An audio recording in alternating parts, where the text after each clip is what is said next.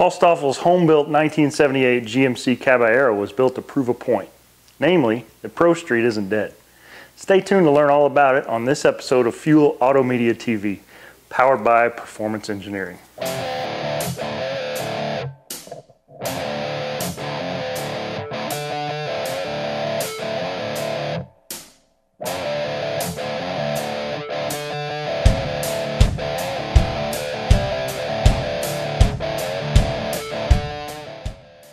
Hey everybody, Toby here with Fuel AutoMedia TV.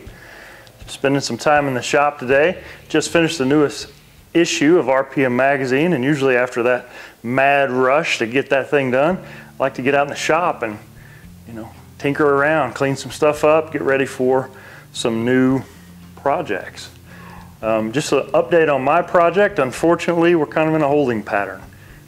It happens, okay? No hard feelings, no upset anything, but my car is still sitting in Galesburg, Illinois, where it's awaiting body work by Bob Thrash. There's a car in front of me that just seems to be kind of spiraling, as they often do, and had hoped to have some progress for you, but so far not so good. Making matters worse, Bob nearly broke his thumb last week in the shop, so he's moving a little slower than normal. So Bob, if you're watching, we wish you well and look forward to seeing what you can do on our project car. With that said, this is the first of what I hope to be many features on Fuel AutoMedia, what I'm calling the family. There's lots of times that there are cars that for whatever reason may not be a great fit for RPM, a lot of high horsepower street strip cars, door slammer drag cars, things of that nature.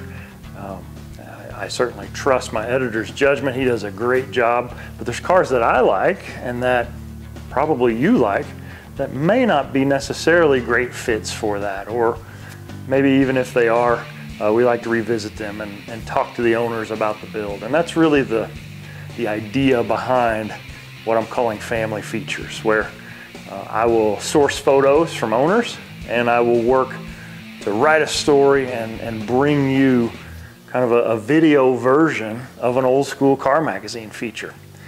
It's not intended to be off the cuff. I mean, I source the material and get the specs and put this together so that it can be as accurate as possible and really tell the story. That's really what I love to do. I love cars, but more than that, I love the stories behind them and the people that will them into existence.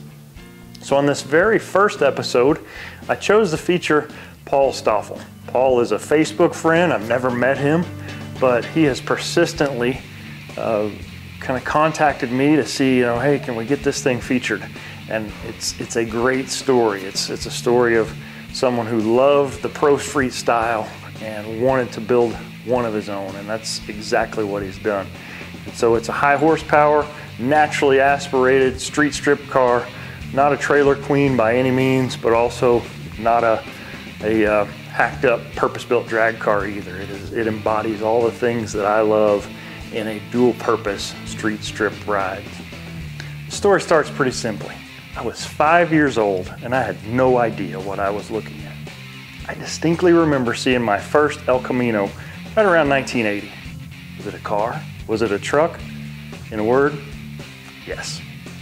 I liked Malibus and I loved pickup trucks, but I wasn't so sure that I liked a Malibu pickup truck. In the spirit of full disclosure, I wasn't sure if I loved it or if I hated it. It's safe to say that semi-retired Crossville, Tennessee resident Paul Stoffel was decidedly in the former camp. He loved them. The relatively rare GMC version of the El Camino was originally purchased for $250 as a daily driver in 1995. But Stoffel says it used more oil than fuel. After selling off all the unneeded parts for $500 and ending up $250 a head, he decided he needed to rebuild it bigger, badder, and stronger than before. So he opted for the full-on Pro Street treatment. The car was taken to Chassis Service Unlimited, where Jim Quinn, known for building a number of top alcohol funny cars and dragsters, handled a full chrome moly tube chassis using an Alston back half and 4-link. All in adjustable coilovers suspend a narrowed 4 to 9 inch. It was filled with strange 456 gears and 35 spline axles.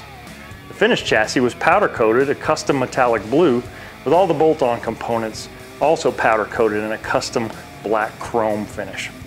Up front, the factory style independent front suspension was retained and treated to 1-inch dropped coils with strange adjustable shocks. With the chassis shaping up, Stoffel turned his attention to the body. That original GMC shell wasn't in such good condition. It was so badly rusted that a donor El Camino body had to be found at a local salvage yard and used in its place. Body mods aplenty were handled by Stoffel himself. The lines were cleaned up by shaving the gas door, the door locks, the marker lights, and the tail lights were Frenched into a custom roll pan. The factory side rails that were bolted on from the factory were welded in and smoothed for a clean look. And the factory firewall was replaced with a smooth panel that was set back 4 inches for more room under the hood. Factory floor was also cut to body drop the shell over the chassis by 3 inches to give it that slam stance without needing to hack up the suspension and hamper the ride. A VFN 5-inch cowl hood rounded out the custom touches before paint and prep were handled by Fred Tilsner. Tilsner laid down that custom PPG blue base coat before also laying out and applying the custom blue flame job.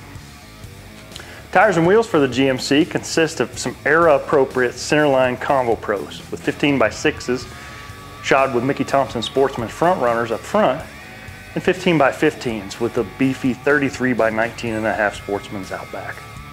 Stoffel's philosophy for Pro Street is that there better be plenty of go to back the show. So for that reason, he sourced a former drag boat motor from his chassis builder, Jim Quinn. He punched that 502 out to a bit more roomy 509 cubic inches during the rebuild. The engine had originally been built by Tim Allotti, and Stoffel was able to source a set of one-off heads built out of Edelbrock components. A Crowler crankshaft swings Callie's H-beam rods with 12.5 to 1 compression JE pistons. An Ultradyne roller cam commands the valve train. Up top, an Edelbrock Victor intake has been crowned with a Holley 1050 Dominator that's been modified by BLP to a more free-flowing 1125 CFM. Mallory ignition now lights the fires, while a pair of Stahl ceramic-coated headers dump those spent gases out via stainless tubes. The combo was good for nearly 900 horsepower and 778 foot-pounds of torque on the dyno. Handling all that power is no easy task, but a Jim Quinn built GM Turbo 400 Trans has been fortified for just such an assignment. An ATI 4500 RPM stall converter and a CSI flex plate are similarly strengthened to handle that abuse, as is a Don's drive shaft custom chrome moly unit. One nice thing about an El Camino build is that the interior is kind of small. It doesn't require yards upon yards of upholstery fabric or leather, as that cozy 2-seat cockpit can be trimmed out pretty quickly. Stoffel chose to handle that job himself, pairing a custom aluminum dash that he fabricated by hand, fitting it with AutoMedia gauges, along with Kirky fabricated and cloth covered buckets. RJS harnesses and a Grant custom wheel are partnered with a Hurst shifter to round out those custom touches. Best performance to date is 930 at 146 miles per hour. It's not too shabby for an almost all steel full frame build with a naturally aspirated big block. He cruises it regularly, flogs it pretty frequently, and drives it on the track occasionally, making it everything we love here in the family.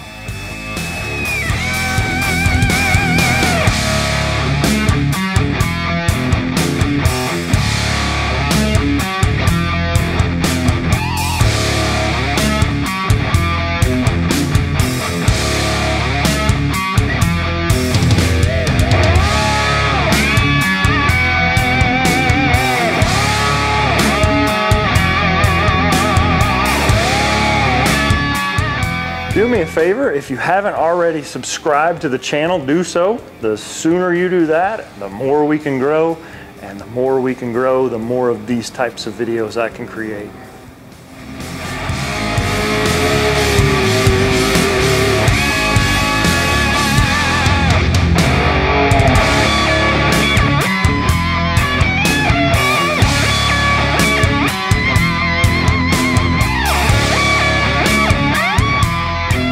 And I look forward to seeing you on another episode. If you've got a car that you think is worthy of a feature on Fuel AutoMedia TV, comment below.